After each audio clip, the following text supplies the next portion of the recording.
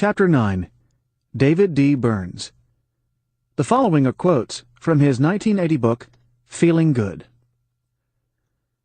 If you're willing to invest a little time in yourself, you can learn to master your moods more effectively, just as an athlete who participates in a daily conditioning program can develop greater endurance and strength. What is the key to releasing yourself from your emotional prison?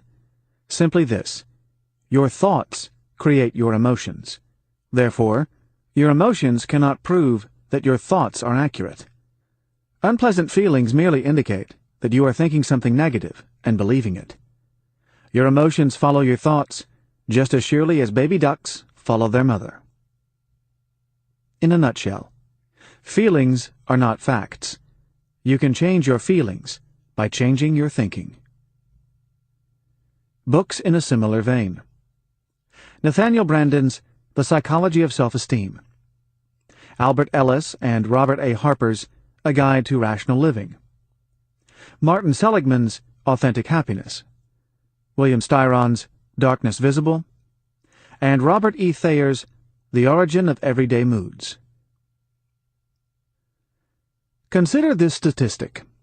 In the United States, 5.3% of the population will, at any given time, have depression, and the lifetime risk is 7 to 8% in adults, higher for women.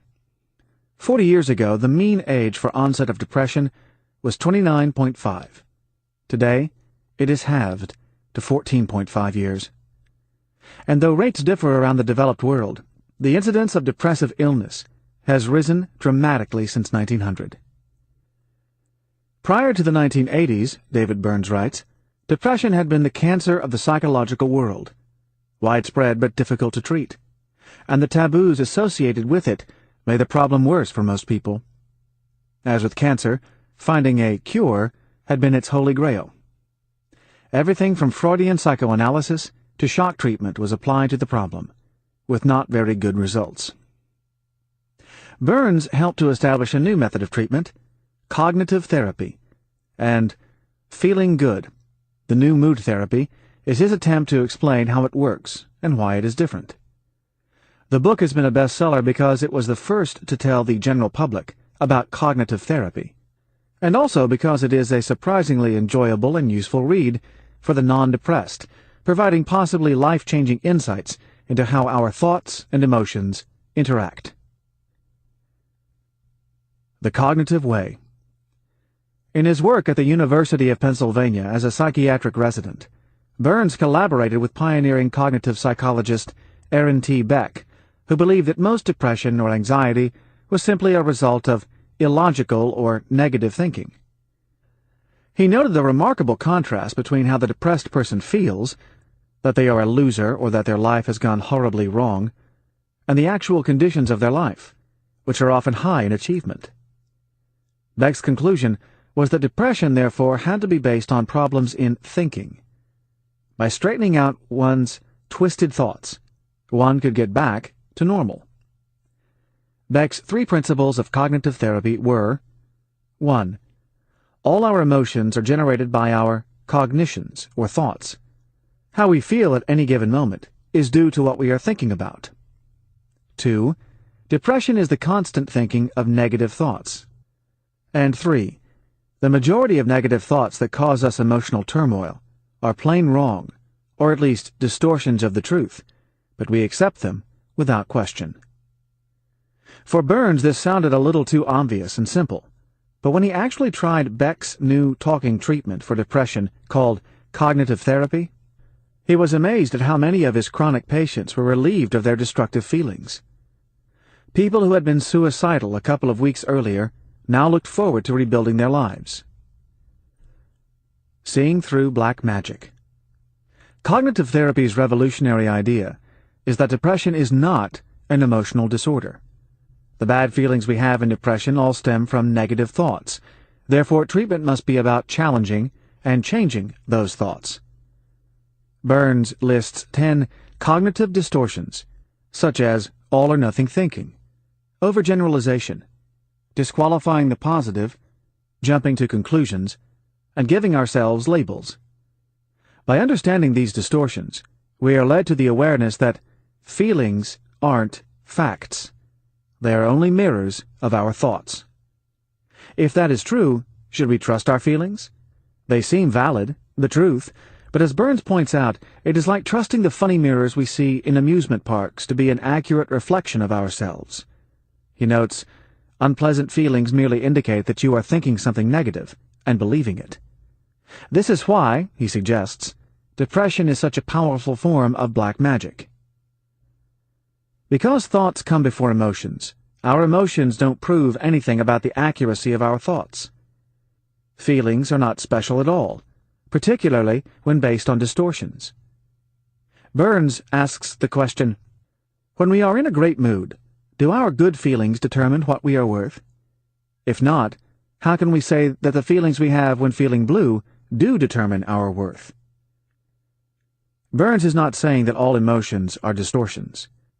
When we experience real sadness or joy, for instance, these are healthy and normal reactions. Genuine sadness, say at the loss of a relative, is of the soul, whereas depression is always of the mind. It is not an appropriate response to life, but a disease of wrong, circular thinking. Creating a new self-image. Burns notes the catch-22 nature of depression. The worse we feel, the more distorted our thoughts become, and this thinking plunges us even lower into black feelings about ourselves. Nearly all his patients considered that their situation was hopeless.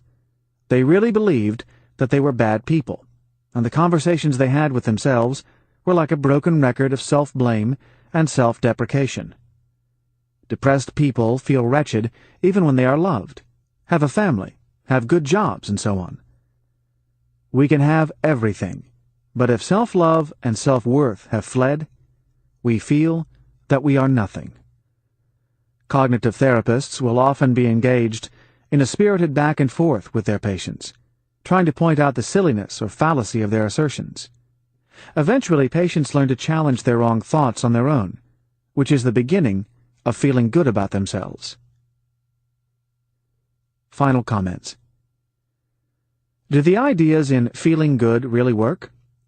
Researchers followed two groups of similar patients, one that was given Burns's book to read within a month, and another that was not.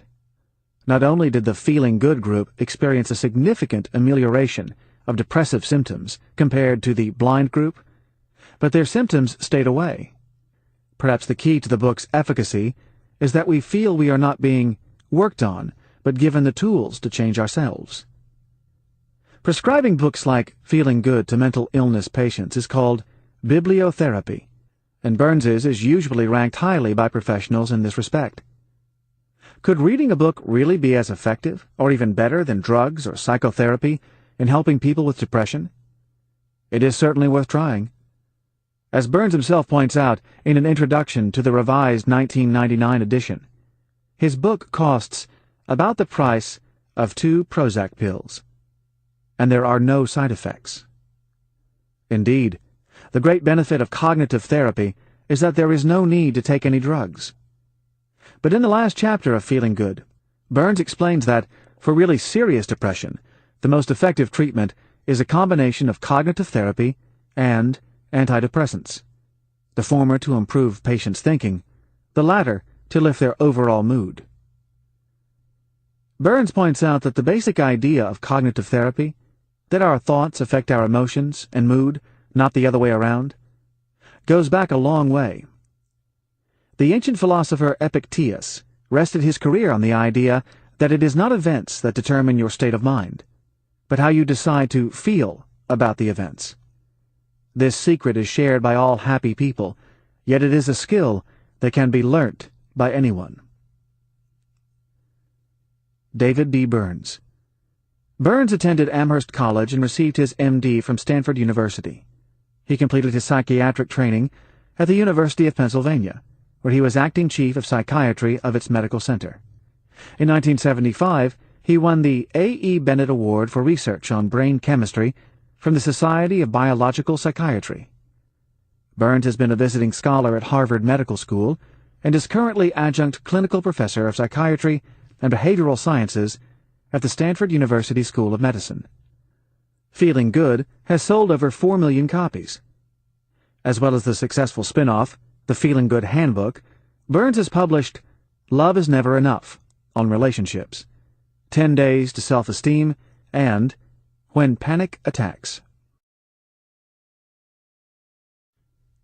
Chapter 10.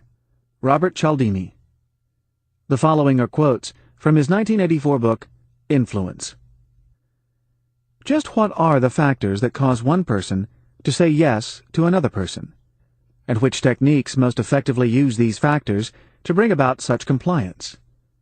I wonder why it is that a request stated in a certain way will be rejected, while a request that asks for the same favor in a slightly different fashion will be successful.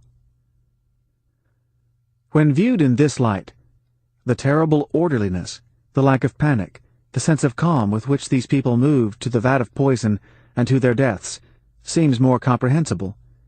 They hadn't been hypnotized by Jones. They had been convinced, partly by him, but more importantly also by the principle of social proof, that suicide was correct conduct. In a nutshell, know the techniques of psychological influence to avoid becoming their victim. Books in a similar vein. Gavin de Becker's The Gift of Fear, Malcolm Gladwell's Blink, Eric Hoffer's The True Believer, Stanley Milgram's Obedience to Authority, and Barry Schwartz's The Paradox of Choice. Influence, The Psychology of Persuasion, has sold more than 1 million copies and been translated into 20 languages. In his introduction, Robert Cialdini admits he had always been an easy mark for salespeople, peddlers, and fundraisers. It had never been easy for him to just say no when asked to donate money. An experimental social psychologist, he began wondering about the actual techniques that are used to make a person agree to do something when normally they would not be interested.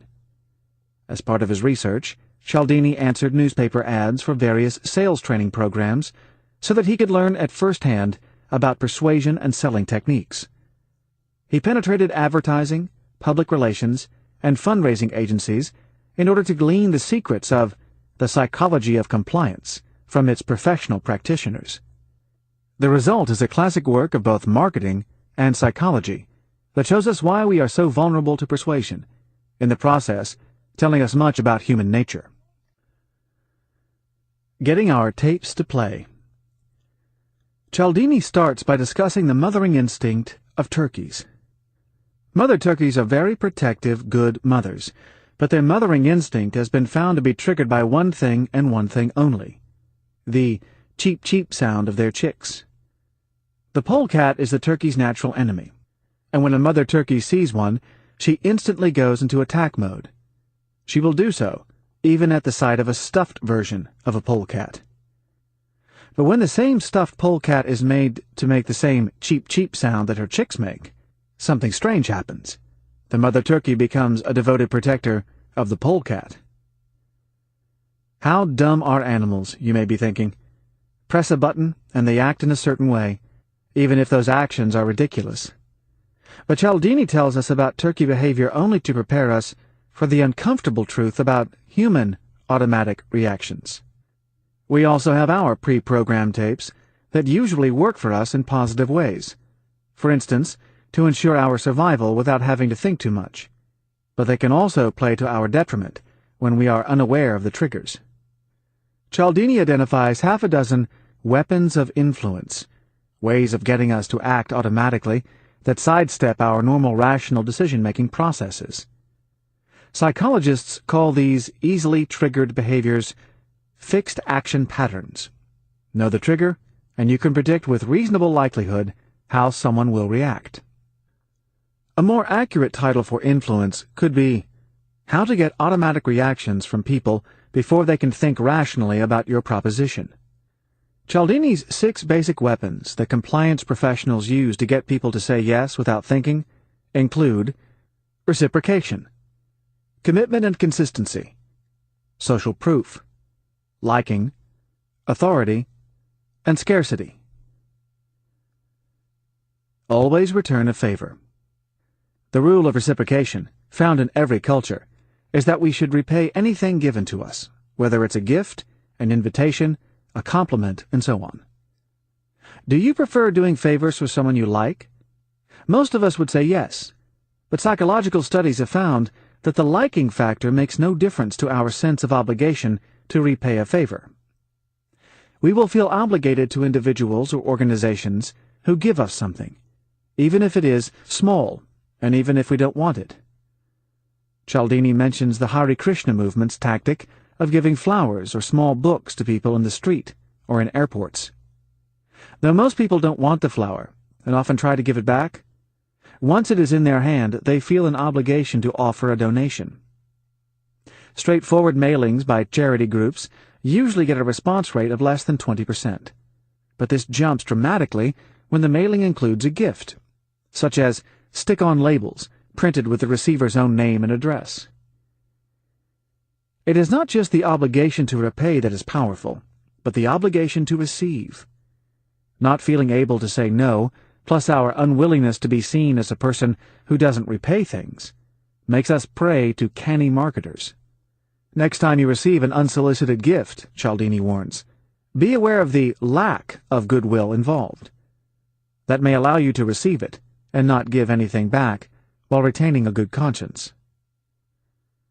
He refers to the famous Watergate break-in that brought down the Nixon presidency.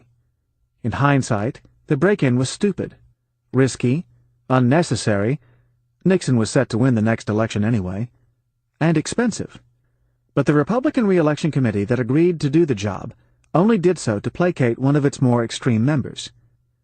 G. Gordon Liddy had previously presented two much more outlandish, expensive proposals involving everything from mugging to kidnapping. So when he submitted the idea of a small break-in at Democratic headquarters, the committee felt obligated to say yes. As committee member Jed Magruder put it later, "We were reluctant to send him away with nothing. Beware the influence of the reciprocation impulse." Being consistent. Human beings like to be consistent. We feel better about something if we are committed to it, and once we are, we do what we can do to justify the decision in our minds. Why are we like this? Part of the reason is social pressure. No one likes someone who seesaws from one idea or state of mind to another. We like to be seen as knowing what we want. This unfortunately creates a gold mine for marketers. They are very aware of the internal pressures against changing our mind, and take full advantage. When charity phone callers ask, "How are you feeling tonight, Mrs.?" 9 times out of 10, we give a positive response. Then, when the caller asks us to give a donation to the unfortunate victims of some disaster or disease, we can't very well suddenly turn mean and grumpy and refuse others who are in a bad way. To be consistent, we feel compelled to offer a donation.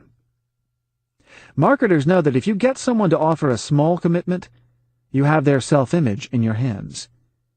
This is why some unscrupulous car dealers offer an initially very low price for a car, which gets us into the showroom. But later, with all the extras, it doesn't turn out to be such a low price at all. Yet by this stage we feel committed to the purchase. Another trick is for salespeople to get customers to fill out an order form or sales agreement themselves, dramatically reducing the chances of them changing their mind. Public commitments are a strong force. Cialdini notes Emerson's famous quote, "A foolish consistency is the hobgoblin of little minds." Especially when you are marketed to, remember your natural tendency to be consistent, and you will find it easier to back out of deals that really aren't that good. Go with your gut feeling about the worth of something before you feel the pressure of consistency, and before you make an initial commitment. Why is canned laughter still added to the recordings of television comedy shows, even when the creative people who make the shows feel insulted by it, and most viewers say they don't like it? Because research shows that viewers find the gags funnier when they hear other people laughing, even if the laughter isn't real. Human beings need the social proof of other people doing something first before they feel comfortable doing it themselves. Cialdini provides a very dark example, the famous case of Catherine Genovese, a woman who was murdered in the streets in Queens, New York City in 1964. Despite the fact that her assailant attacked her 3 times over the course of half an hour before finally killing her, despite the sound of screams and scuffles, and incredibly, even though 38 people saw what was happening, no one stopped to intervene. Was this just a case of the heartlessness of New Yorkers? Possibly, although the witnesses seemed shocked themselves that they had done nothing. Finally, an answer emerged. It seemed that everyone thought someone else would do something, and so no one did anything. A person in dire straits, Cialdini notes, has a greater chance of getting help if only one person is around, rather than a number of people. In a crowd or in a city street, if people see that no one has gone to someone's aid, they feel disinclined to help. We need social proof before we act. Before it became a common notion, Cialdini discussed the idea of copycat suicides. The most famous case of social proof in relation to suicide was the ghastly Jonestown, Guyana incident in 1978, when 910 members of Jim Jones's People's Temple cult took their lives by drinking from vats of poisoned soft drink. How was it possible that so many died so willingly? Most of the cult members had been recruited in San Francisco, and Cialdini suggests that the isolation of being in a foreign country contributed to the natural human tendency to do what others like us are doing. On a lighter note, advertising and marketing are often built around our need for social proof. Often our unwillingness to use a product until plenty of other people are is a useful way of knowing if something is good or not, a shortcut. But marketers get around this easily. Consider the use of testimonials, which, even when done by actors, still have the ability to influence our buying decisions. Not missing out. G.K. Chesterton said, "The way to love anything is to realize that it might be lost." It is human nature to value something more when it is scarce. In fact, we are more motivated by the thought of losing something than we are by gaining something of equal value in its place. Retailers know this, which is why they perpetually scream, "Stocks won't last," to make us fear not getting something we are not sure we wanted anyway. When a film or book has been censored or banned, Cialdini notes, demand for it usually jumps. Whatever we have been told we shouldn't have gains cachet. According to his Romeo and Juliet effect, teenage lovers are much more likely to intensify their relationship if both parents oppose the union, and it is difficult for them to meet. We should be aware of our reaction to scarcity because it affects our ability to think straight. We do silly things like get into bidding wars and then have to pay for something we never budgeted for. We fall victim to salespeople who only have one left in stock, or real estate agents who tell us about a physician and his wife from out of town who are also interested in the house. Be careful to make a cool evaluation of the worth of something, instead of being hijacked by the fear of missing out. Final comments. You will have to get the book to learn about the other 2 categories of influence, liking and authority. As a clue to the second, Cialdini refers to Stanley Milgram's famous experiments on the tendency of human beings to respect authority, even when the authority figure is highly questionable. Though Cialdini offers many salutary and often scary lessons about our vulnerability to psychological techniques, awareness of them should not necessarily lower our view of human nature. In fact, an appreciation of our automatic behavior patterns may increase the chance that we retain a mind of our own. The best way of reducing the effectiveness of compliance tactics on the unaware is to have more people knowing about them. And in this, influence has done a great public service. One interesting feature of the revised edition of the book is the letters sent in from readers who have witnessed, or been the victim of, the techniques discussed in the book, and wish to share them. Influence is a great primer on how marketers succeed in getting us to buy, but on a deeper level, it is about the way we make decisions. Are your decisions the result of someone trying to pull your mental or emotional strings? Or are you thinking rationally? Robert Cialdini. Cialdini received his Ph.D. in psychology from the University of North Carolina and did postdoctoral training at Columbia University. He has also held posts as a visiting scholar at Ohio State University and Stanford University. He is considered the world's leading authority on the subject of influence and persuasion and is currently Regents Professor of Psychology at Arizona State University and president of a consultancy, Influence at Work, which works with corporate clients. Cialdini has also written Influence, Science and Practice, designed for teaching persuasion and compliance principles to groups. Chapter 11. Mihaly Csikszentmihalyi. The following are quotes from his 1996 book, Creativity. The real story of creativity is more difficult and strange than many overly optimistic accounts have claimed.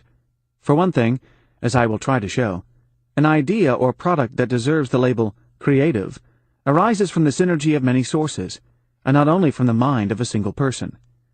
And a genuinely creative accomplishment is almost never the result of a sudden insight, a light bulb flashing on in the dark, but comes after years of hard work.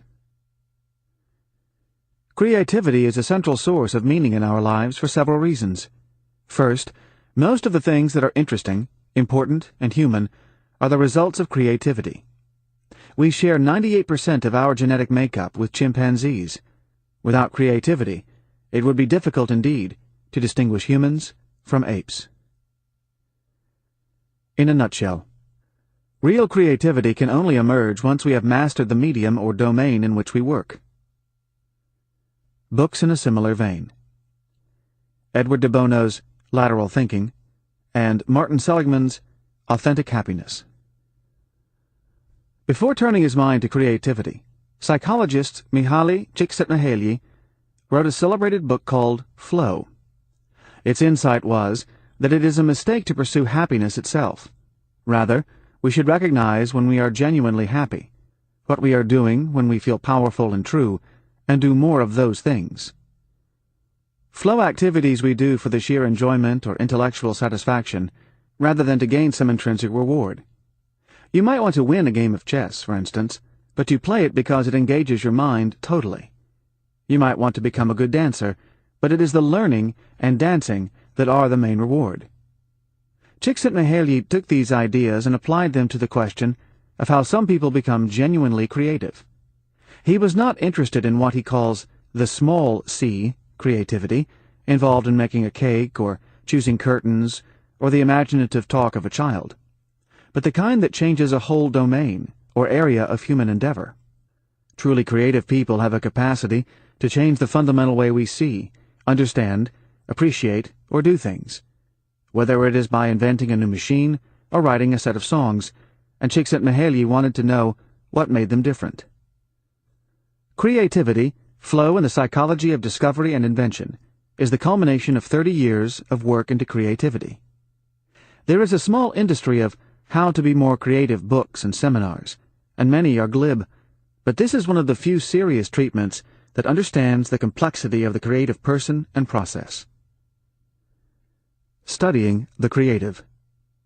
At the beginning of creativity, Csikszentmihalyi provides information on what he claims was the first systematic study of living creative people, involving interviews with 91 people considered to have had an outstanding impact on their domain, whether that was the arts, business, law, government, medicine, or science. The scientists encompassed 14 Nobel Prize winners.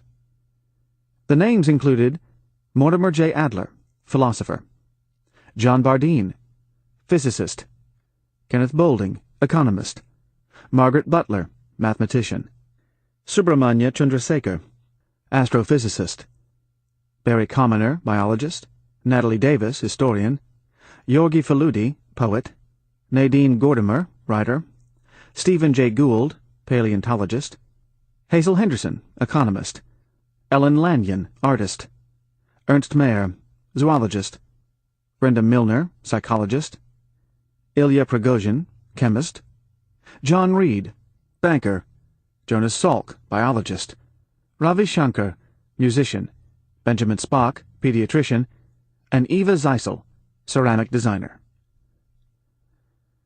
It is worth getting creativity just to read about these people, some of whom are outright famous, and others who are known mainly within their own field.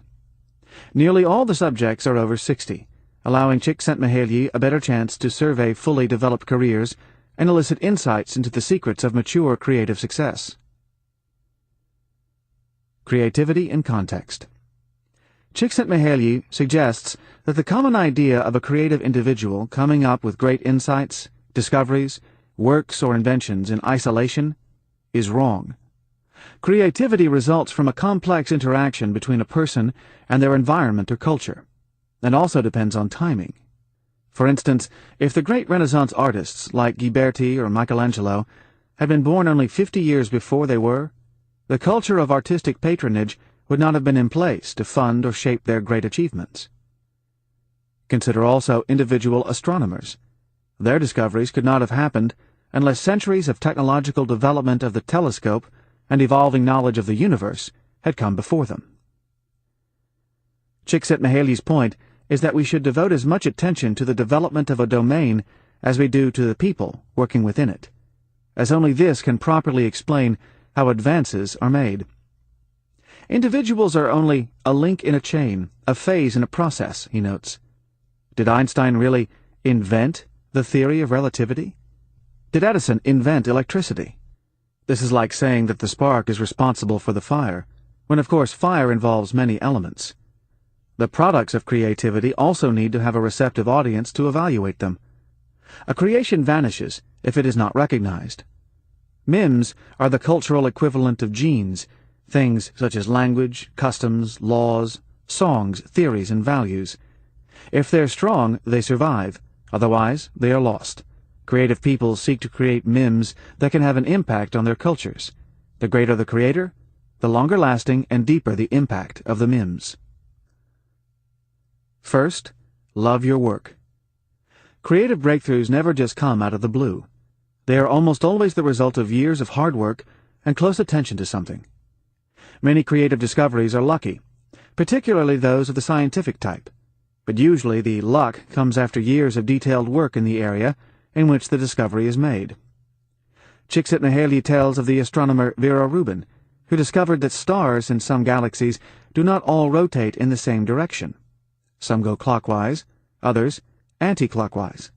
She would not have made the discovery if she had not had access to a new type of clearer spectral analysis, and this access came from her already being known for her substantial contributions to the field. Rubin was not out to make a big discovery. Rather, it was the result of close observation of stars and a love of her work. Her goal was to record data, but it was her dedication that yielded the surprising findings. Truly creative people work for work's own sake, and if they make a public discovery or become famous, that is a bonus. What drives them, more than rewards, is the desire to find or create order where there was none before. Be a master before a creator. A popular image of the creative person is their defiance of all norms, dogma, and customs. This gives the wrong impression, however, as everyone who creates genuine change has first needed to master their domain, which means soaking up and mastering its skills and knowledge. It is only later, having mastered their domain, that people can truly make a creative mark, as incorporation of the rules of the domain allows those rules to be bent or broken to create something new. In short, to do new things, you first have to have done the old things well. Common creative features.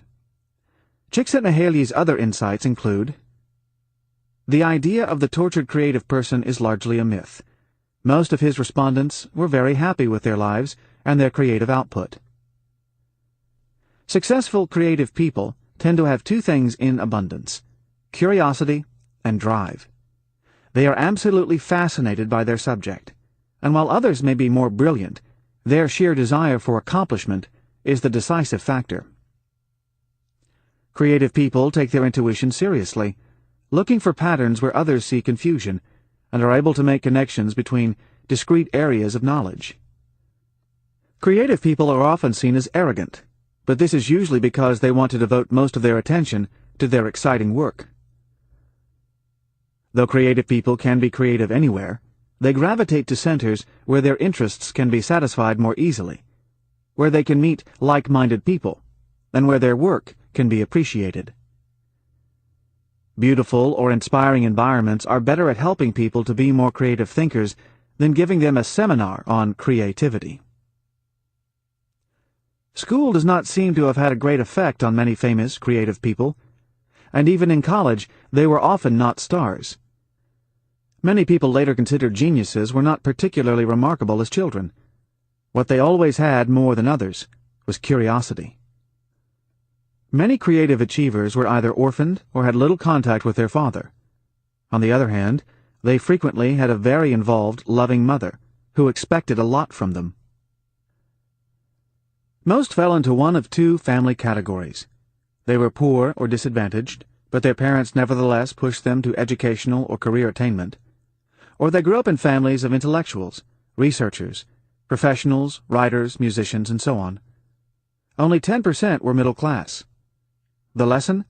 To be a powerfully creative adult, it is best to be brought up in a family that values intellectual endeavor, not one that celebrates middle-class comfort. The creative are both humble and proud, with a selfless devotion to their domain and what might be achieved, yet also confidence that they have much to contribute and will make their mark. And finally, it is a myth that there is one creative personality. Something all creative people seem to share is complexity.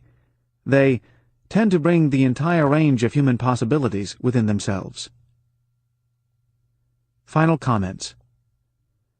Csikszentmihalyi says that it would be too easy to see creative people as a privileged elite. Rather, their lives are a message that we should all be able to find work that is fulfilling and that we love. As he notes, most of the people in the study did not come from privileged backgrounds, but had to struggle to do what they wanted in the face of economic or family pressures. Some of the respondents felt that their greatest achievement, in fact, was having created their own lives or careers without recourse to social expectation. So why should we really care about creativity? Csikszentmihalyi's work on the flow experience found that it occurs most readily when people are engaged in designing or discovering something new. We are happiest when we are being creative because we lose our sense of self and get the feeling that we are part of something greater. We are actually programmed to get satisfaction and pleasure from discovery and creativity, he says, because its results lead to our survival as a species. New ideas are needed more than ever if the planet is going to survive, and the best ones are likely to come from genuinely creative people. Mihaly Csikszentmihalyi. Mihaly Csikszentmihalyi was born in 1934 in Fiume on the Adriatic, and his father was the Hungarian consul of what was then an Italian city. His family name means Saint Michael from the province of Czech, Czech being originally a Hungarian province. Csikszentmihalyi spent his adolescence in Rome, helping to run the family restaurant while receiving a classical education. After graduating, he worked as a photographer and travel agent. He enrolled at the University of Chicago in 1958, where he received a B.A. and Ph.D. Though he was more interested in the ideas of Carl Jung, he was required to study behaviorist psychology, and only later during his years as a professor at Chicago was he able to develop his theories on flow, creativity, and the self. Since 1999, Csikszentmihalyi has been a professor at Claremont Graduate University in California, where his Quality of Life Research Center explores aspects of positive psychology. Other books include Beyond Boredom and Anxiety, 1975, The Evolving Self, A Psychology for the Third Millennium, 1993, and Finding Flow, The Psychology of Engagement with Everyday Life, 1997. Chapter 12. Albert Ellis and Robert A. Harper. The following are quotes from their 1961 book, A Guide to Rational Living. You can never expect to be deliriously happy at all times in life. Freedom from all physical pain is never likely to be your lot, but an extraordinary lack of mental and emotional woe may be yours, if you think that it may be and work for what you believe in. Man is a uniquely language-creating animal, and he begins to learn from very early childhood to formulate his thoughts, perceptions, and feelings in words, phrases, and sentences. If this is so, and we know of no evidence to the contrary, then for all practical purposes the phrases and sentences that we keep telling ourselves usually are or become our thoughts and emotions. In a nutshell, if we know how we generate negative emotions through particular thoughts, especially irrational ones, we have the secret to never being desperately unhappy again. Books in a similar vein: Nathaniel Branden's The Psychology of Self-Esteem, David D. Burns' Feeling Good, and Martin Seligman's Authentic Happiness. A Guide to Rational Living is one of the most enduring books in the popular psychology literature, selling over 1 million copies. Since it was published over 40 years ago, thousands of inspirational titles have come and gone, but it continues to change people's lives. The book brought to public attention a new form of psychology, rational emotive therapy, RET, that went against decades of orthodox Freudian psychoanalysis and sparked a revolution in psychology. RET says that emotions do not arise as a result of repressed desires and needs, as Freud insisted, but directly from our thoughts, ideas, attitudes, and beliefs. It is not the mysterious unconscious that matters most to our psychological health, but the humdrum statements we say to ourselves on a daily basis.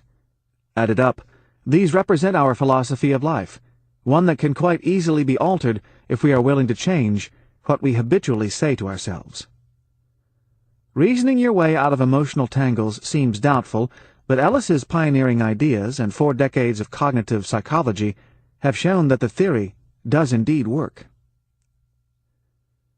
Watching our internal sentences. Human beings, Ellis and Harper note, are language-creating animals. We tend to formulate our emotions and our ideas in terms of words and sentences. These effectively become our thoughts and emotions. Therefore, if we are basically the things we tell ourselves, any type of personal change requires us to look first at our internal conversations. Do they serve us or undermine us? Talk therapy aims to reveal the errors in logic that people believe to be true. If, for instance, we are having terrible feelings of anxiety or fear, we are asked to track back to the original thought in the sequence of thoughts that led to our current anxiety. We invariably find that we are saying things to ourselves such as, "Wouldn't it be terrible if," or "Isn't it horrible that I am?" It is at this point that we have to intervene and ask ourselves why exactly it would be so terrible if such and such happened, or whether our current situation is really as bad as we say. And even if it is, will it last forever? This sort of self-questioning at first seems naive, but by doing it we begin to see just how much our internal sentences shape our life. After all, if we label some event a catastrophe, it surely will become one. We can only live up to our internal statements, whether they make something good, bad, or neutral. Never being desperately unhappy again. How is it that human beings have conquered space and the atom, but most of us can't get ourselves out of bad moods? As we have advanced materially, it seems that the level of neurosis and psychosis in society has also risen. The main challenge for people today is gaining control over their emotional lives. In a chapter titled The Art of Never Being Desperately Unhappy, Ellis and Harper argue that misery and depression are always states of mind, since they are self-perpetuated. When we are dejected after the loss of a relationship or a job, for instance, this is quite understandable. However, if we allow the feeling to linger, it builds strength. Things snowball so that we become miserable with our own misery, instead of trying to see the situation rationally. A Guide to Rational Living notes that it is virtually impossible to sustain an emotional outburst without bolstering it by repeated ideas. Something will remain bad in our mind only as long as we tell ourselves it is. If we do not keep creating the bad feeling, how can it possibly endure? Granted, if we are experiencing physical pain, we cannot simply ignore it. But once it is over, there is no automatic link between stimulus and feeling. Even in the 1960s, Ellis was saying that drugs were problematic in treating depression because once a person stopped taking them, they tended to become depressed again. Permanent change required them to actually change their thinking so that they could talk themselves out of persistent negative feelings whenever they surfaced. He shrewdly observed that some people secretly enjoy being depressed because they don't have to take any action to change. In some cases, we have to decide that we will not be depressed, and our feelings alter accordingly. Final comments. Are human beings rational or irrational? We are both, Ellis and Harper say. We are brainy, but we still go in for puerile, idiotic, prejudiced, and selfish behavior anyway. The key to a good life is applying rationality to the most irrational sphere of our life, the emotions. In the emphasis on disciplining our own thinking and finding a middle way between extreme emotions, there are some definite echoes of Buddhism in the rational emotive approach. It acknowledges that, whatever happened in our past, it is the present that matters, and what we can do now to alleviate it. Ellis discovered this himself as a boy. With a troubled, bipolar-affected mother, and a father often away on business trips, he took responsibility for his younger siblings, making sure they got dressed and off to school each day.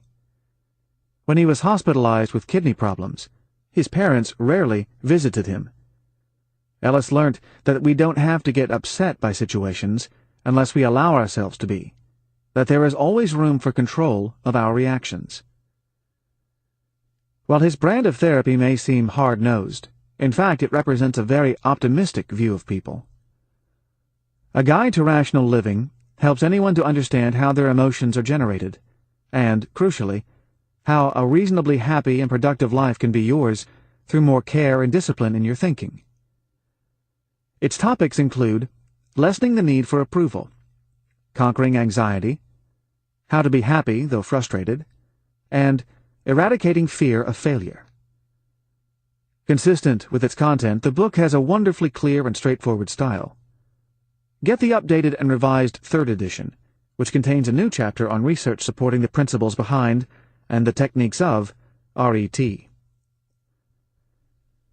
Albert Ellis.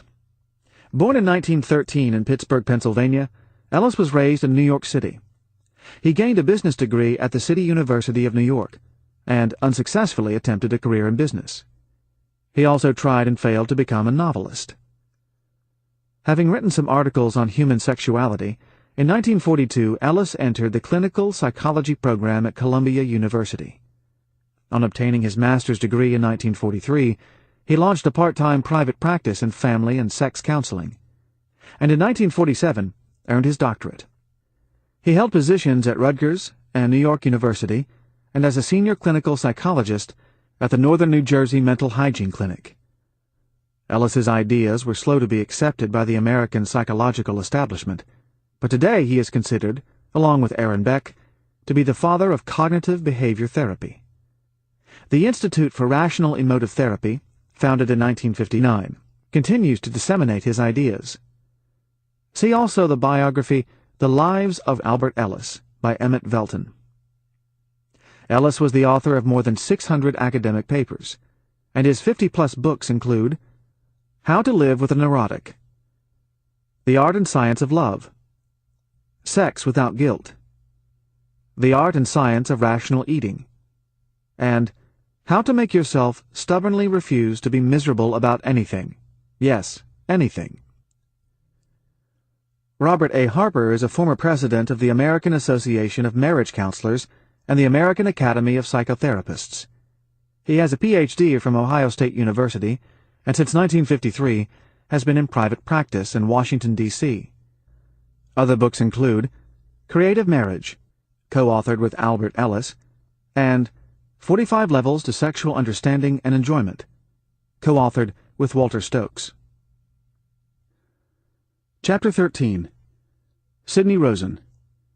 The following are quotes from his 1982 book, My Voice Will Go With You, The Teaching Tales of Milton Erickson. If one reads these stories in the so-called waking state, one might dismiss them as being cliched, corny, or of interest but not enlightening.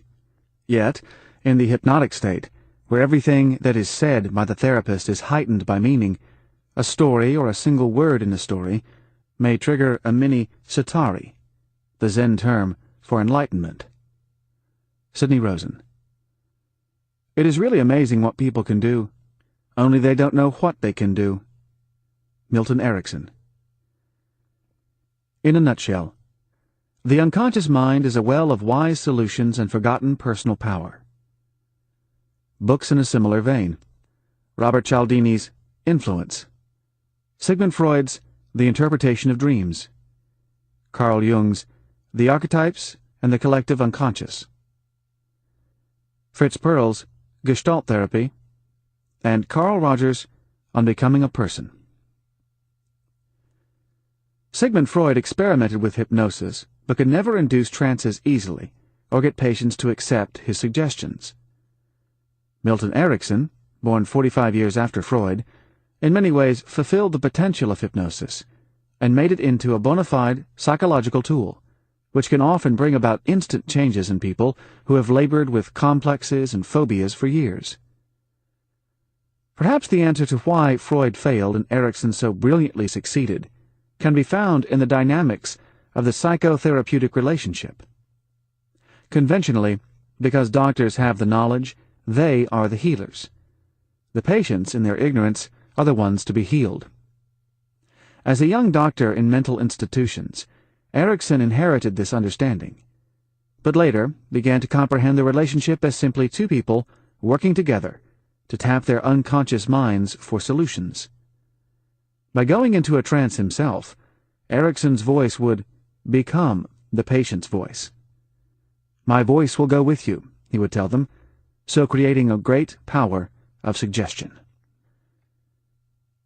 The Erickson Way. Erickson's secret was his teaching tales. Not old fairy tales, but anecdotes about his own family life, or the cases of previous patients that carried with them special meaning for a person's problem. They usually involved an element of shock or surprise, and were designed to provoke an aha moment that allowed the person to get outside the normal circularity of their thoughts.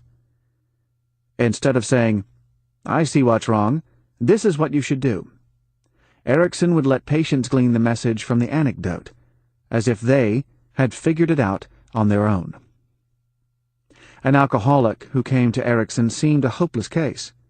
His parents were alcoholics. His grandparents on both sides were drinkers. Even his wife and brother were alcoholics. Erickson could have sent him to Alcoholics Anonymous, but given the man's environment — he worked on a newspaper, which he said encouraged a hard-drinking lifestyle — Erickson thought he would try something different. He asked the man to go to the local botanical gardens and just sit and contemplate the cactus plants, which could go for 3 years without water and not die. Many years later, the man's daughter contacted Erickson and told him that after the cactus treatment, both her father and her mother had stayed sober. The image of a flourishing cactus needing little drink had obviously been a powerful one. Erickson admitted that this treatment would not have been found in a textbook, but that was the point of his style of therapy.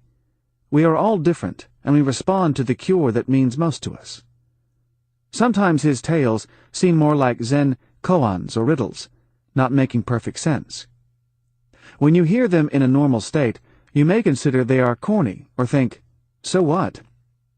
But in a trance, the loaded language, meaningful pauses, and element of surprise can jolt a sudden connection with the unconscious mind that triggers change.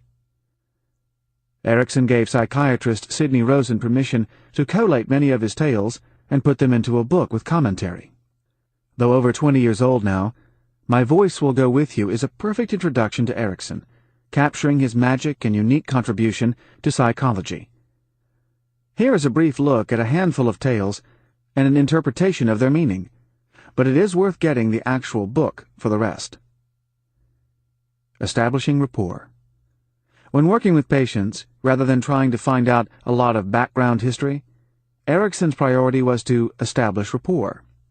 He became very aware of how a person responded to a tale in terms of body language, breathing, and small facial cues. One summer, Erickson was selling books door to door to help pay for his college tuition. He visited a farmer, but the farmer wasn't interested in books. He was only concerned with raising his hogs. Giving up trying to sell anything, Erickson began scratching the hogs' backs. Having grown up on a farm himself, he knew they liked this. The farmer noticed and was pleased, saying, "Anyone who likes hogs and knows how to scratch their backs is someone I want to know." He asked the young Erickson to stay for supper, and then agreed to buy his books. Erickson told the story to show that everything about us communicates something. We cannot not communicate. When we need to make judgments, just as the farmer did, we have to let our subconscious minds have a role. Feelings or hunches are usually correct, and we must take in the whole situation. Mirroring. A related technique is mirroring. By going along with what a patient was saying, Erickson could make them see more objectively how they were acting. In a hospital where he worked, there were two men claiming to be Jesus Christ. He made them sit on a bench and talk to each other. Eventually, by seeing the idiocy of the other person's claims, each was able to see the silliness of their own. When a hospital was building a new wing, Erickson got another Jesus to help out with the carpentry, knowing that the man could not deny that Jesus was famously a carpenter before emerging as the Messiah. This unusual remedy got the man engaged with reality and other people again. Ruth was a beautiful 12-year-old girl with a great personality. People did things for her because they liked her so much. However, she was apt to suddenly kick people in the shins, tear their clothes, or stamp on their foot and break their toes. One day Erickson heard that she was on a rampage in a ward. When he got there, she was tearing plaster off walls, but he didn't tell her to stop. He began trashing the surroundings himself, tearing sheets off beds and breaking windows. "Let's go somewhere else," he said. "This is fun," and he went into the corridor. When he saw a nurse, he ripped her clothes off, revealing only her bra and panties. At this, Ruth said, "Dr. Erickson, you shouldn't do a thing like that," and brought a sheet to the nurse to cover her up. With her own behavior revealed to her, she became a good girl. The nurse, who happened to be in the corridor, had agreed to be part of the scene. Indirect logic. Often, when someone came to Erickson with a control or addiction problem, he would not tell them to stop doing whatever they were doing, but to go on doing it more intensely. When a man came to him who wanted to lose weight and stop smoking and drinking, he did not tell him to cease any of these things. Instead, he ordered him to buy his food, cigarettes, and alcohol not from the local shops, but from shops at least a mile away, so that frequent exercise would lead him to reconsider his habits. A woman came to Erickson who weighed 180 pounds and wanted to weigh 130 pounds. She was stuck in a pattern of gaining, then losing weight. Erickson said he would help her if she first made a promise. She agreed, and he told her to first gain weight until she reached 200 pounds. She fought against this, but once she had reached 200 pounds, she was so desperate to be allowed to lose weight that she went down to 130 pounds without difficulty. These examples of Erickson's indirect logic reveal his larger philosophy. You can only really get a person to change when they feel they own the change. Compared to coercion or instruction, change will always be more powerful and lasting this way. Reframing. A woman came to see Erickson who hated living in Phoenix, Arizona. Her husband wanted to go on holiday to Flagstaff, another city in Arizona. But she said she felt better staying in Phoenix and hating it than she did going elsewhere for relief.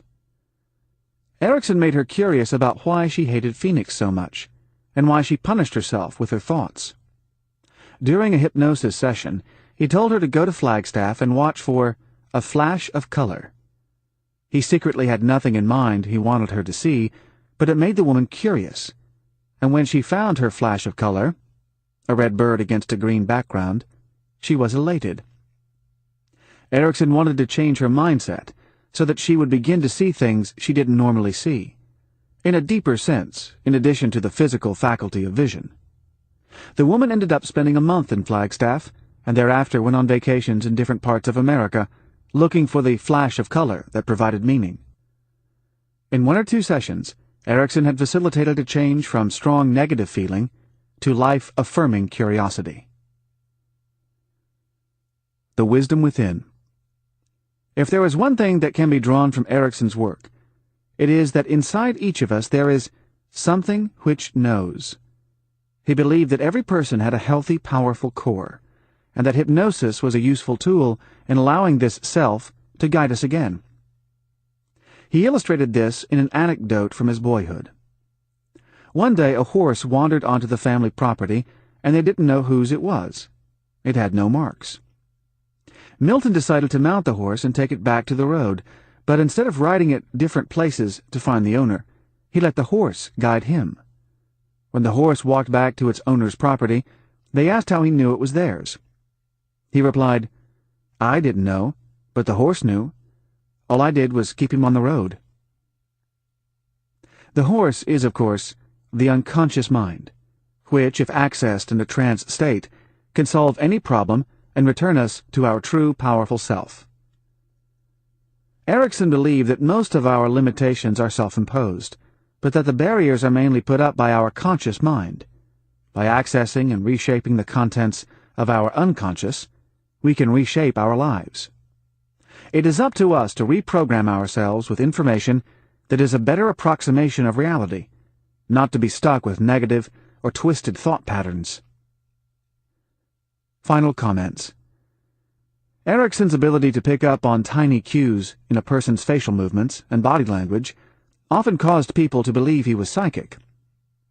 When he contracted polio at 17, he could hardly move, and with nothing else to do, he began watching and analyzing the behavior of his numerous siblings. He noticed that sometimes when they said one thing, they meant another, and that communication involved a lot more than merely speech. His famous ability to read people had begun. If you have ever gone to a hypnotist to stop smoking, lose weight, or be cured of a phobia, you are evidence that hypnosis is now respectable, and this is part of Erikson's legacy. His idea of brief therapy, that change can happen in an instant, instead of a patient spending years in psychoanalysis, is also now a part of the psychotherapeutic landscape. In addition, his followers, Richard Bandler and John Grinder, went on to create Neurolinguistic Programming, NLP, a more codified version of Eriksonian techniques that has been taken up by business and personal coaches to provide an edge at work. Yet as Rosen shows, Erikson was hardly technological in his approach. He recognized human beings as a storytelling species.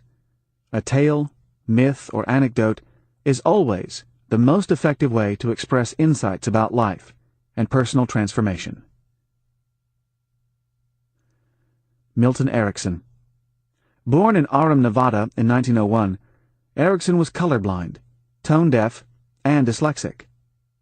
When he was young, his family traveled in a covered wagon to Wisconsin, where they established a farm.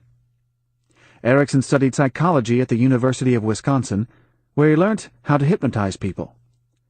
He gained his medical degree through the Colorado General Hospital and worked as a junior psychiatrist at Rhode Island State Hospital. From 1930 to 1934, he was at Worcester State Hospital, becoming chief psychiatrist, followed by clinical and teaching appointments in Michigan. There he married Elizabeth Erikson. They had 5 children, in addition to 3 he had in a previous marriage. In 1948, Erikson moved to Phoenix for health reasons, where his miracle cures brought people to him from across America. He hypnotized writer Aldous Huxley, and counted among his friends anthropologist Margaret Mead and philosopher Gregory Bateson. He was founder of the American Society of Clinical Hypnosis and a fellow of the American Psychological and Psychiatric Associations. Erikson died in 1980. His ashes were scattered on Squaw Peak in Phoenix, which he had often ordered patients to climb as part of their treatment. Sidney Rosen is assistant clinical professor in the psychiatric department of the New York University Medical Center. He has presented workshops on Eriksonian techniques and wrote the foreword to Erikson's Hypnotherapy, an Exploratory Casebook, 1979. Written with Ernest L. Rossi. Chapter 14. Erik Erikson. The following are quotes from his 1958 book, Young Man Luther. I have called the major crisis of adolescence the identity crisis. It occurs in that period of the life cycle when each youth must forge for himself some central perspective and direction, some working unity, out of the effective remnants of his childhood and the hopes of his anticipated adulthood. No doubt when Martin learned to speak up, much of what he had to say to the devil was fueled by a highly compressed store of defiance, consisting of what he had been unable to say to his father and to his teachers. In due time he said it all, with a vengeance, to the Pope. In a nutshell, crises of identity, while painful at the time, are necessary to forge a stronger, more commanding self. Books in a similar vein. Nathaniel Branden's The Psychology of Self-Esteem. William James, The Principles of Psychology. And Gail Sheehy's Passages. If you have ever talked about having an identity crisis, you have psychologist Erik Erikson to thank for inventing the term. Erikson's focus on identity was shaped by his own background. The product of a brief affair between his married Jewish mother, Carla Abrahamson, and an unidentified Danish man, he grew up in Germany as Erich Homburger, taking the surname of his physician stepfather. At school he was teased for being Jewish, while at the synagogue he was pilloried for his Nordic god appearance. He was tall, blond, and blue-eyed. When three half-sisters came along, this only intensified his feeling of being an outsider. In his late 30s, on taking up U.S. citizenship, Erich Homburger changed his surname to Erikson, that is, son of himself. While Erikson paid particular attention to the formation of identity in adolescence, his great contribution was to note that the question, "Who am I?" will raise itself many times over the course of an average person's lifetime. Freud identified 5 stages of psychological development, from infancy to the teenage years. But Erikson went further to cover the whole life cycle, with 8 psychosocial stages, from birth to old age. As one stage ends, we experience a crisis when our identity comes into question, and at these points we can choose either growth or stagnation. Each choice, he said, lays another cornerstone in the structure of the adult personality. In fully appreciating the intensity of these turning points, he shattered the myth that life after we turn 20 is one long, flat line of stability. Erikson is famous for another reason. Although Freud had written a celebrated study of Leonardo da Vinci, it was Erikson's books on Gandhi and Martin Luther that established a new genre: psychobiography, or the application of psychological analysis to famous people's lives. In Luther he found an example of identity crisis par excellence, described in Young Man Luther, a study in psychoanalysis and history. The Luther story in brief. The Christian Europe of Luther's childhood and adolescence was preoccupied with the Last Judgment, a final accounting of one's life in which all sins would be balanced against the good. People lived in fear of going to hell and prayed relentlessly for the souls of those who had died.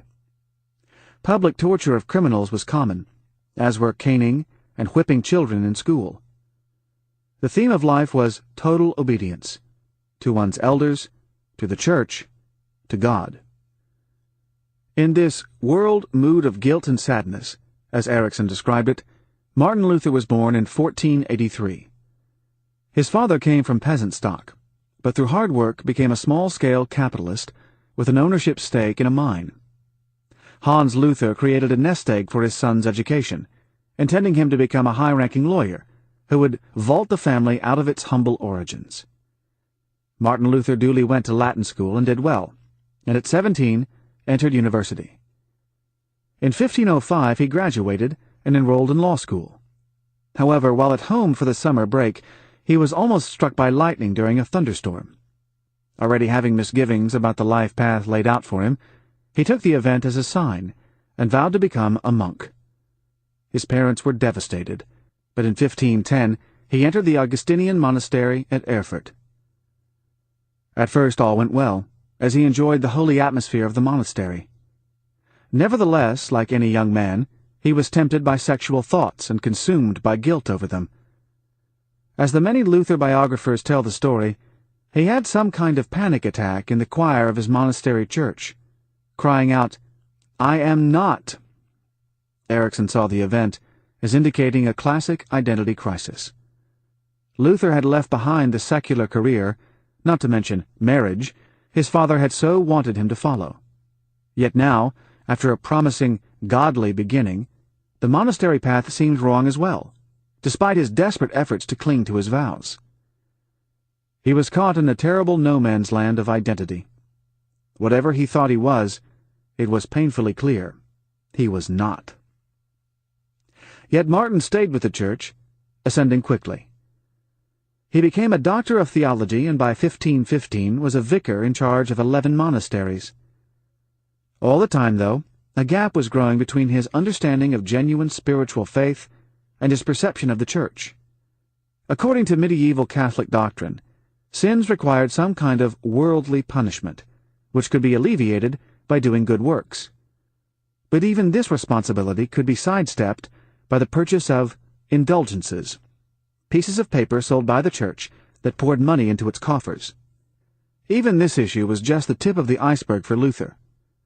Quite radically, he had come to the belief that the authority of the Bible, the Word, was far more important than the authority of an institution. Things came to a head when, in October 1517, he nailed a document, the famous 95 Theses, to the door of the castle church in Wittenberg, a usual place for posting public notices. Outlining the areas where the church had to reform, the document was a bombshell, but might never have had the impact it did were it not for the recent invention of the printing press, which enabled this and Luther's later writings to be spread far and wide. Anyone, from peasant to prince, who had a gripe with the status quo now had a focus. Luther became a celebrity, and his rebellion sparked off the Protestant Reformation. Ericsson's interpretation. Rebellion is usually manifested in one's younger years, but Luther was 34 by the time he properly spoke out against the church. Ericsson's explanation was that young people must first believe in something intensely before they turn against it, and Luther was desperate to believe in the church's divine authority. He may never have become its most vocal critic if he had not first gone through the experience of complete devotion and attachment. Ericsson commented that great figures in history often spend years in a passive state. From a young age they feel that they will create a big stamp on the world, but unconsciously they wait for their particular truth to form itself in their minds, until they can make the most impact at the right time. This was the case with Luther. Ericsson gave a great deal of space to a psychoanalytical discussion of Luther's relationship with his father. He surmised that Luther's courage in standing up to the Holy Roman Church can only be understood in the context of his initial disobedience to his father. Perhaps, surprisingly, Ericsson suggested that Luther was not rebellious by nature, but having once defied the major figure in his life, this put him on a trajectory of disobedience. Ericsson's most intriguing point was that Luther did change the world via his theological position, but that position was the result of working out his own personal demons and identity crises. Was he Luther the good monk, Luther the good son, or Luther the great reformer? Ericsson likened major identity crises to a second birth, an idea that he got from William James. While once-born people rather painlessly fit themselves and are fitted into the ideology of their age, twice-born people are often tortured souls who seek healing in some total conversion experience that will give them direction. The positive aspect of the twice-born is that if they do successfully transform themselves, they have the potential to sweep the world along with them. It took a while for Luther to work out who he was, but once he had done so, not even the Pope could stop him.